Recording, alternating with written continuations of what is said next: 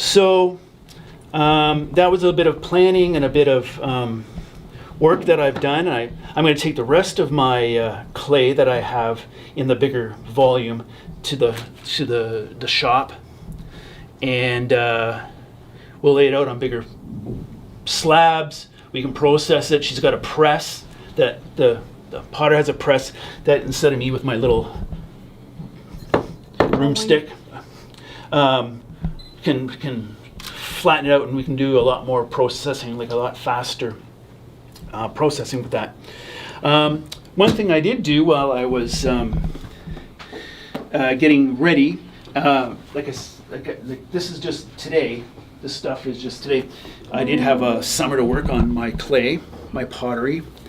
So some of the stuff I did do on the wheel were these items here. And they're not, this is like the second or third item I've ever done, like with the red clay. So it really takes a lot of time to get the feel of the clay, like when it's going on the wheel. So it goes wobbly. It just takes a long time to get the feel. Is that the same clay? That's the same clay or different? This is the same type of clay? Same type of clay. It was something I processed in June. Then I raced out in, I don't know, middle of November, and I picked up new stuff. I picked up this new stuff in middle of November, and I've started to make something I can use. So that's part of the pottery stuff that I do. I do it at home. I got red. How do you fire that? How do we fire it? Yeah, like you're using a kiln. You're not using your own stove. I'll go to the pottery studio in New Dundee to fire that. She says I can fire it at home at 200 degrees just to dry it out. But she'll do it to 1900 Fahrenheit for, yeah. That's only cone 6. That's she fires things up to cone 10, which is 2200 degrees. So what you're saying is free clay that you're getting. I got the free clay, yeah. If you do the work for it, right? Yeah. And sometimes you wonder if the police are ever going to come by and talk to you about it. But so, anyways, sometimes the pots get out of control, which basically that's why this is wobbly and it's a bowl. Has character. Yeah. Or if you have real good control and you're lucky sometimes, then you start to get a bit more of a pot shape. And then when we just looked at these and said, hey, let's make some bonsai pots, so we just started drilling some holes in it. So that's kind of where the bonsai pot comes with, well, these two. These other ones, I'll just probably fill them up with something. And this one here we kind of purposely made for a bonsai pot. I did a little more of the flatter surface. So the thing about this is I want to try maybe in the next few months to go a little slower, like I said, more planning and taking a bit more time, and maybe I'll get a bit something a little more good shape. Some of the other things that I had fun with, there's a little piece of green grass growing, so I'm not gonna disturb this. I'm gonna see if I can bonsai my green grass out of my clay. Otherwise, I just have a few other items. I do cone 10, which is the regular gray clay, and when it doesn't work out, like this is a regular pot, and it's got a hole in it, a crack, I'll just pop the bottom out of it and make another bonsai pot. And this one here, same thing. I made it a little flatter. I did do the proper hole for the bonsai and try and grow a little something in there. How do you glaze them? How do you glaze them? Oh, the glaze? She has glazes at her studio.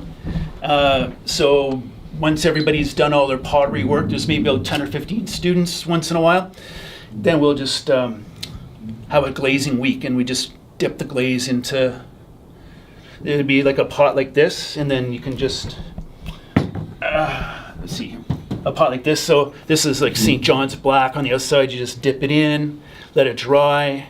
Then I might come over here to this is a kind of a yellow. You just dip it in, it dries, and then it goes into the kiln. So once it goes to the kiln to be cooked, and then the second time. Well, the first time the first time is the bisque firing, which this here, this has only been bisque fired, no glaze. So the first time it goes to the kiln, you're getting all the water out of it. You're forcing the water out of it. Clay is a plastic, and it's got some big molecular structures to it. So the first time bisque firing, it comes out back like this. And then the second time is you take it to the kiln again, you do the glazing on it on the second firing. It goes in maybe another 100 degrees hotter, and that'll infuse the glaze into the pores and harden the glaze on the.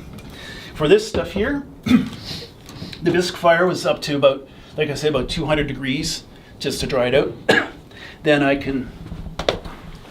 can just buy your glazes in a container, and I just painted those on. So. Otherwise, I have a few other little pots and stuff here, but that's basically just a light course on some of the pottery that I do. If you have any some other questions, I mean. How long do they last? Keep them outdoors or just indoors? Or? I wouldn't put these clay ones. They could probably last outdoors, maybe for a few years, because she fires them so high. She says 1900 degrees. Kong was saying that some of the Chinese stuff is like 1200, and it doesn't get that crystallization. So the other thing she wanted to mention, like I do my glazing and my pottery at New Dundee and in my basement, but she did say that, and Hong's already heard about this a couple years ago, she'll do a pottery pot lesson, if you want to call it. In other words, like I said, she'll get the clay. It probably won't be the red, unless you want to use my red stuff. But she'll use the proper gray clay that you'd get from a normal wholesaler, flatten it out, and she'll probably roll out the roll, and then you can do your own cut and design. So she was suggesting if people are interested, then we can organize maybe a couple nights going to the Pottery Studio in New Dundee if.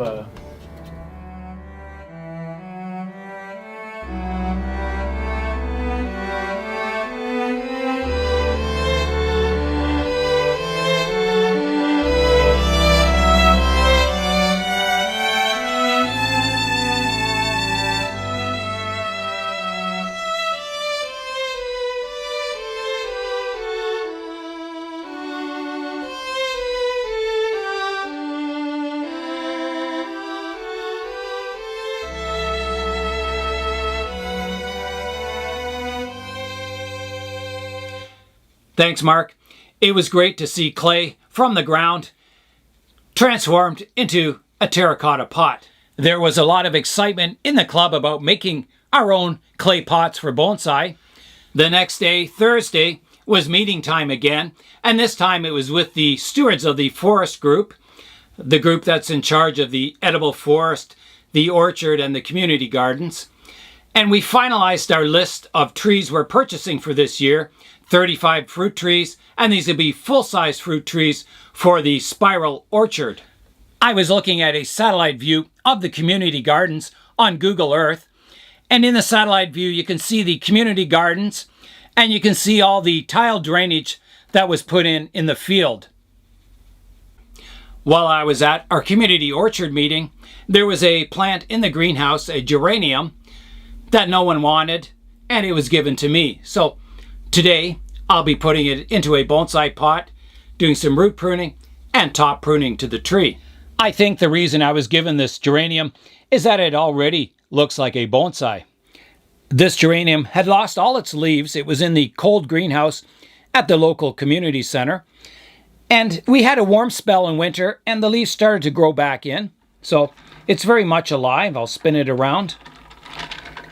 Geraniums can live a long time. I've seen some examples on the internet that are 30 years old. Bonsai J has some videos on geranium bonsai, so you can check that out if you want more information on geraniums. I don't know what the flowers will look like on this, but maybe we'll see it over the summer. This is the pot I've chosen for the geranium. It's a nice size for it. It's a nice Japanese pot. It's got really nice shaped feet. So I think it'll look quite good in this pot. So let's begin our work. I'll get the tree out of the pot for starters. So it just lifts out. And hopefully I can get an idea of what the root system's like. This is a new species for me. I've never had a geranium before. It looks like the roots are quite fine. And they look fairly tough. They're not like really brittle or anything. So that's a good sign. That should rake out nicely. I'll begin to comb out the roots, so I'll start from the center of the tree and comb outwards. I have no idea when this was last repotted. Generally, these kind of plants, they just pot them up. So there's, little to no root work done on them. This was never intended for a bonsai, that's for sure. But we'll try and make it into one. I don't know how tall it is. This trunk could be buried quite deeply in the soil. And definitely some low branches that were buried here. The soil is very moist. It should have been a little drier. I wasn't watering it, but it just didn't dry out very quickly here in the plant room. The first gardening event of the year is called Seedy Sunday in town. And it's kind of exciting because they sell seeds and they have lectures and stuff from master gardeners. I'll be doing a presentation on the community orchard. So that'll be exciting. I'm going to put together a video showing the progress of the garden. So just kind of a summary of what's been done.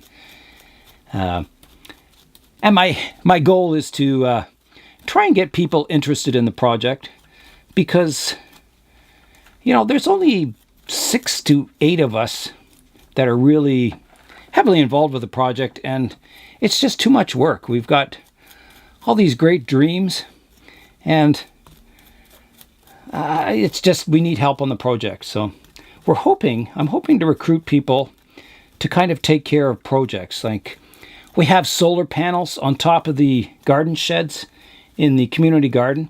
And they've never been hooked up. They don't do anything. They're just decoration on the roofs. So we're hoping to get, a converter installed and a set of batteries. And the idea will be to charge the electric lawnmower and some of the electric gardening tools. And so, someone could tackle that project and do it, get it all installed. That would be great. The birdhouses is another one. Putting poles in the ground to put the birdhouses up on. And maybe the field naturalists will want to take care of cleaning out the bird boxes in spring. And, just general maintenance in that area. And, so there's going to be all kinds of volunteer opportunities for students, high school students, seniors, anyone. Another area is the pump house. We've got to get the pump house designed and built. We got to get the plumbing installed so we can pump rainwater out of the ground, the big storage tank in the ground.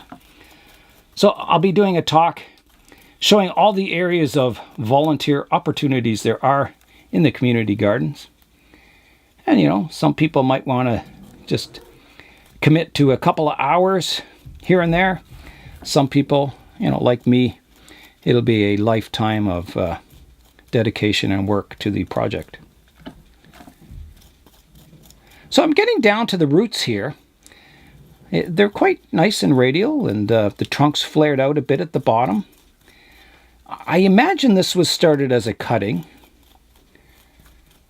So usually you get a nice set of radial roots at the base of a cutting.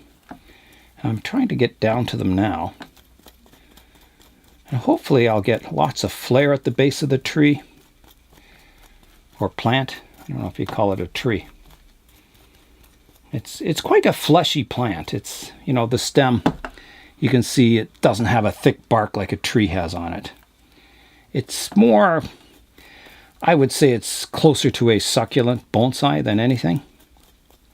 But definitely can be grown into a tree-like form and made to look really awesome. I've seen some online that just look spectacular, especially when they're in flower. They just, you know, adds another dimension to a geranium bonsai. And they're long living, so yeah, you know, they have some good qualities for bonsai. I was reading on the requirements for them. They don't like to be overwatered, so you know, I would say treat them almost as a succulent. Maybe not quite that drastic, but so there's some thick roots down here. A lot of this is just crumbling away. It's like, I think it was potted up fairly recently and the roots haven't really grown into the new soil, so that's why this is all just kind of falling away. Don't know what size pot it was in originally. Well, we're getting down there. I guess, you know, some of these plants, if you can grow a plant from a cutting, it usually means you can do some fairly drastic root pruning on it. And these can be grown from cuttings, geraniums, so that's always good. It means you can prune away almost all the roots and it should recover and grow. So you can see it was grown from a cutting because you can see how flat it is on the bottom. There's a lot of radial roots coming off it. So if I can get all these roots sorted out, it should be underway as a bonsai. Here's the root system now. I'm going to give it a wash and then I'll be able to see the roots more clearly, and I'm going to try and untangle them and try and sort them out to get a nice radial root base. I've got the root system washed and you can see it fits really nicely in this pot. You know, there's lots of room for it to grow. It's not too big a pot, not too small a pot. And pot size is something that you need to match with the tree. If I put this in too big a pot, the roots don't reach out into the soil and the soil will stay too wet for too long and you'll start to get health problems with the tree. It could start rotting the roots. So it's always important to, you know, have the pot large enough to fit the root base, but not too large that you have a lot of soil in the pot sitting there doing nothing.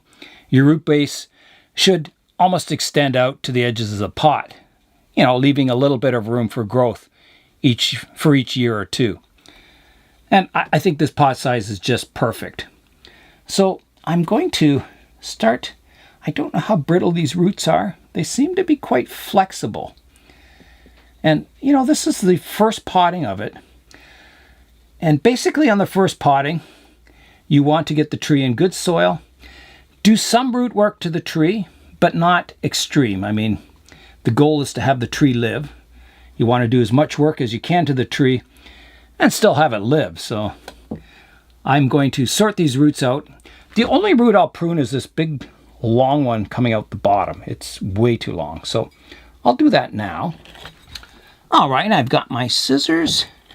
There's that root. So I'm going to come in and do a cut parallel to the ground level, like that, and remove that large root. That's got the roots pruned up. I don't think I'll do much more in this potting. We'll see how it does, and then the next potting will go maybe a little more aggressively.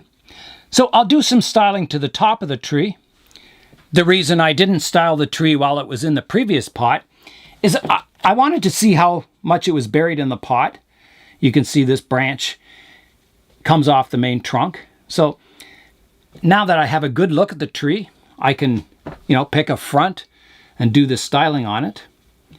So that's what I'm doing now. There's a lot of branches coming from the top here from one spot that I'll have to remove some of them. You can see it's already getting quite thick at the top of this of the trunk here. So I'll need some branch reduction there. And probably the branches I'll remove are these more horizontal ones. You can see all the branches on this tree are coming off the trunk at an angle and reaching skyward. That one, this one. But then there's some branches here that are absolutely horizontal and they're very thick. So I'm going to take those off. I like the ones that come up and reach for the sky. All right, here I go. So I'll come in. I don't like this horizontal branch here. So off it comes, like that. That could make a great cutting. I don't think I want any more Geranium Bonsai, but there's a branch that's died back here. I'm just going to clean up that to get rid of the stump of the branch. Now, it may have sprouted more from that stump, but I don't want the trunk to, all these dead stumps all over it. I want it fairly clean looking. That'll make it look more tree-like. There's a dead stump up here I can remove. Right there. There's another one out the front here. Get rid of that, like that. Another one here. Oh, better get that a little better. Come in from the top here, like that. There's another one at the base of this branch. I can clean that up. Try and get a nice clean looking tree for the primary structure. So now I'm at the top here. I've got 1, 2, I got 3, I guess 3 branches coming from one spot, and actually 4, sorry. 1, 2, 3, and the main trunk going up, that's 4. So I need to reduce that. You can see it is getting thick in this upper section here. So again, I'm going to pick this will definitely be the leader of the tree. And I'll probably have another leader, maybe this other one here. Yes, and I'll prune all the other ones away. So here I go. So a lot of cutting at the apex of this tree, but it needed it. It was way too crowded.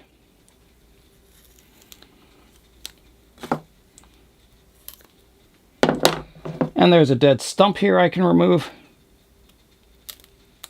like that. So now I've got, some branches down low. There's some dead stumps on those branches I can remove. Just to keep, all cleaned up. Here.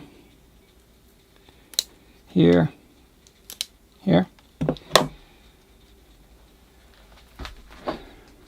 So I have the main trunk coming up now, dividing into 2, and then this divides it again into 2. And this one also, there's some subdivisions here. There's another dead branch up here I can clean up.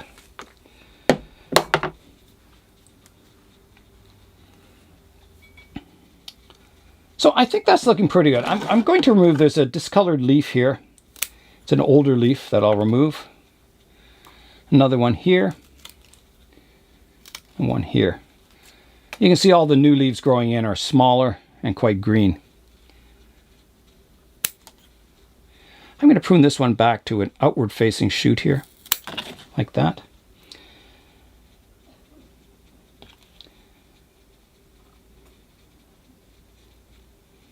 This branch is getting a little long. I've got a shoot at the front and one at the back, so I'll reduce it back to here, like that.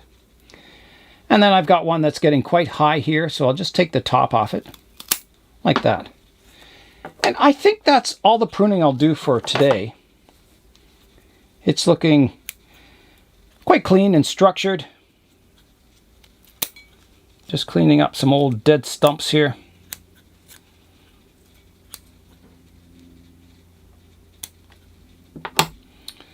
Okay, so now it's time to pick out the front of the tree. I'm thinking these branches kind of splay out in this plane. This one's kind of also in the same plane, whereas the other one isn't. So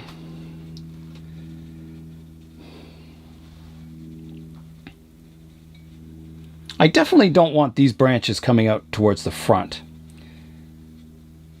The tree kind of leans towards this, so this would be a good front, kind of in this direction. I don't want this plane where these branches divide kind of flat onto the viewer, so I want to either angle it this way or this way. Let me see which looks better.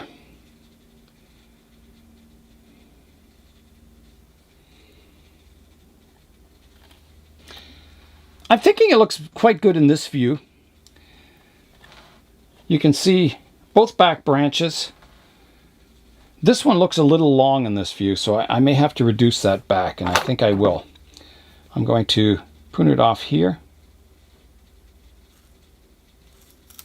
like that, and then I'll reduce the top back to here, like that. And I think that'll look quite good. So we'll plant it somewhere in this direction here. I'll cut a piece of screening that fits in the bottom of the pot. That one's just a little too big, so I'll just trim the edges into a nice rectangle, like that. And this one over here, and just square it up a bit. And that should fit in the bottom, and it does. That fits nicely down there. So I'll add a base layer of soil now. All right, here goes the base layer of soil. And then I'll see what height the tree wants to sit in the pot. Trying to find my front again. Somewhere about here, I think. That looks good for my base layer. It kind of keeps the tree at a nice level in the soil.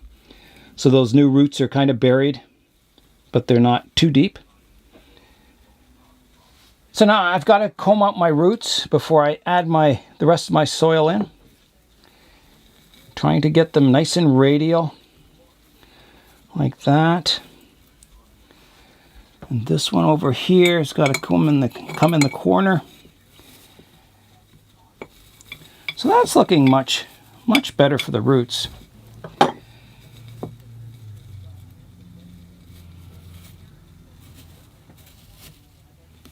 Like that. So I've got the roots roughly sorted out. I'll be refining those in the future, so I can add some more soil around them. Like that. And I'll work it in. Just slowly working it into the root base. So I'll continue to add more soil now. Trying to keep the tree upright. And keep my roots in a nice radial pattern. And again, you know, this is its first repotting, so you don't have to get the roots 100% right on your first potting. You just do what you can, and then the next time you go to repot this tree, it'll probably have a lot more roots, more to choose from, and you can slowly refine the root base over the years. You never have to do everything at once. My one root just wants to stick out of there. I'll try and get it in the soil there. Put some more soil on top of it, like that. Now I haven't checked. I hope I still have a good front to the tree. I didn't really check it that carefully. And again, this will change over the years, but I'll just get rid of that one root hair there, like that. And I'll see what it looks like from the front. Here's what it looks like from the front now, and I don't think I have a very good front view on this tree. I'm going to get down at eye level and kind of rotate it around until I find something that looks good. So I'll get out the turntable, and I'll just carefully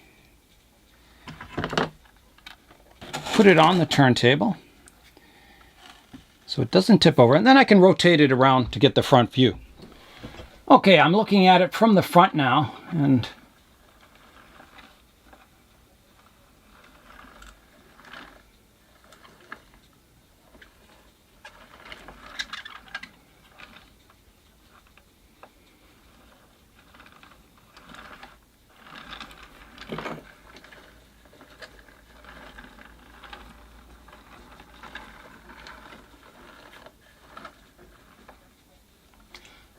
I think just slightly at a different angle. So I'm going to try and rotate the tree a bit.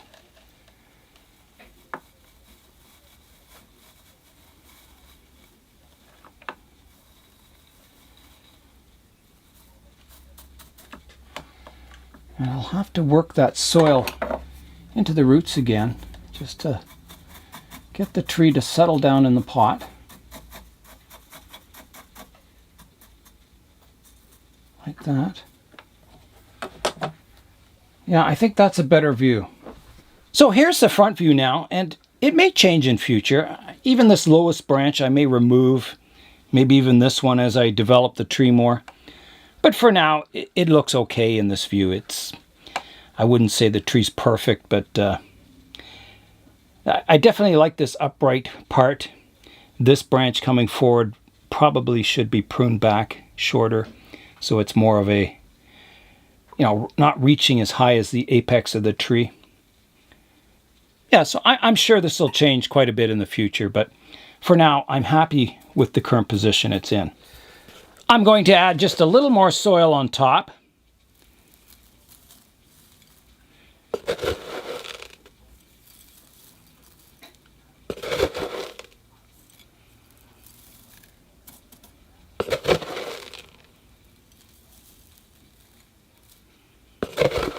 The soil level is higher than it would normally be, just to get all those roots safely in the soil until the tree gets more established.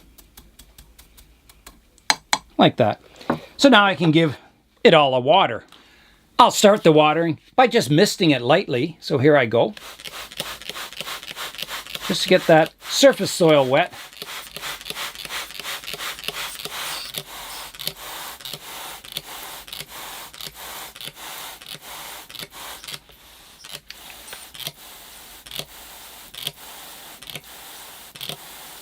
That's good. And now I can come in with my 2-liter watering bottle. So here I go with that. This gives it a nice thorough watering.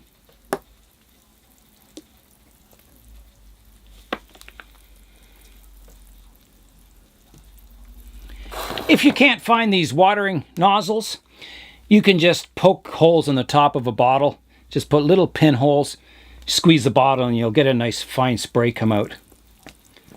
Either way works just as well. Okay, that's thoroughly watered. I've got all kinds of water running out the drainage holes. The next step is to place some stones on top of the soil, and this will just hold the tree in the pot until all those roots get established so it doesn't tip over. So you've got to keep it out of the wind. I'm in the plant room here, so that won't be a problem. Just keep it well watered. Mist it quite often, at least twice a day. And it should take off and start growing really well. I think it'll really like this soil, the bonsai soil, because it is sort of almost a succulent. They seem to do really well in this nice porous soil mixture, and it should just take off and grow like crazy, I hope. My collection of unusual bonsai trees just got a little larger today with the addition of my geranium bonsai. Let's go in now and have a final look at it. I'll spin it around. All right, here we go. That's kind of the front somewhere around here for now. I'm going around to the right-hand view, around to the back, around to the left side view, and back to the front. So again, this tree is in the very early stages of development, and the front could change. The whole tree could change quite dramatically over the upcoming years. That's all the work I'll be doing on my new geranium bonsai. Let's go now to today's update. And today's update is my 1972 Ford F250 crew cab. It's the truck that'll be used in the community orchards. It's a beautiful day today, and it's time to go in and get an update on the orchard truck. Here's the truck this week. You can see it's all laid out. We've got the cab back here under plastic to protect it. There hasn't been much done on the cab yet. They were quite busy with another job this week. The frame has been fixed, so we'll come over here, way over here.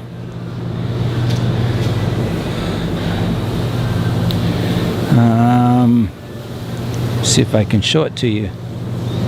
Right here. So right down here you can see there's a new piece welded in. George has found there'll be new brackets for, I'm coming back over here. There's new brackets coming in for the springs. These right here. That is the stop for the helper spring. So when you get a big load on the truck, the axles come up and these springs kick in. They hit the stop here, and you can carry, you know, your full 3/4 ton. So they're a little bit rusted away on the inside here. So George can get new ones of those. So he's going to put those on. There's a yeah, the one over on this side's missing. That's why I couldn't find it over here. It's been taken off. He has also found, do you remember these cab mounts here that were all rusted out? So George found some used ones from the States that are going to be sent up. So these ones will be taken off and we'll put the new ones on. Yeah, so those will be replaced with good ones. I also, the tires, I'm getting BF Goodrich mud terrain tires, because most of the work on this truck will be off-road in the community garden. And these tires that are on it right now, they're out of round. It's been sitting too long. But also, even in wet grass, I would get stuck. They just become, I don't know, they're not good tires for off-road. So I'm going to, you know, go extreme to these BF Goodrich mud terrains. So they'll be in next week, and we'll get those on. And just, I don't want the body hitting the tires at all. And just to give it a little bit extra clearance, we're pricing a lift kit, which lifts the body off the frame by 1 inch. So it'll just give the tires a little more clearance in the fenders and lift the truck body off the ground a bit. So we're going to price that. I think it's about $400. George said there's where the steering attaches here, there's a spacer that goes in that helps, you know, with the lift, that aligns the steering and everything. And lifting the body, it doesn't change the drive angles, or the drive train angles. So all your shafts and that are on the same angle going to the differential. So it doesn't affect the suspension at all. It just lifts the body up. So I'll probably go ahead with that. I've ordered the largest size tires that will fit on this truck without any modification. So I think the 1 inch lift will just give it a little more clearance, so there's no issues with the tires rubbing on the body at all.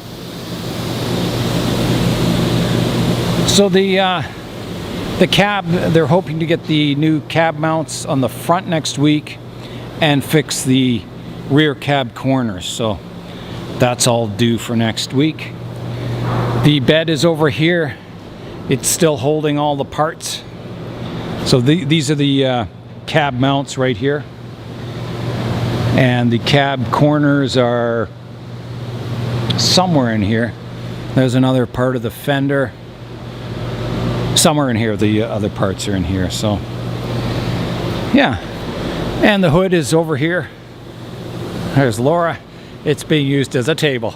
Yeah. And that's it for this week. So an exciting week of updates once again. And we'll stay tuned, and next week we'll see what's happening. The guys at All Equip are doing a really good job on the truck. I'm really pleased with the progress. That's all for today. Thanks for joining me on this beautiful sunny winter day here in the Bonsai Zone.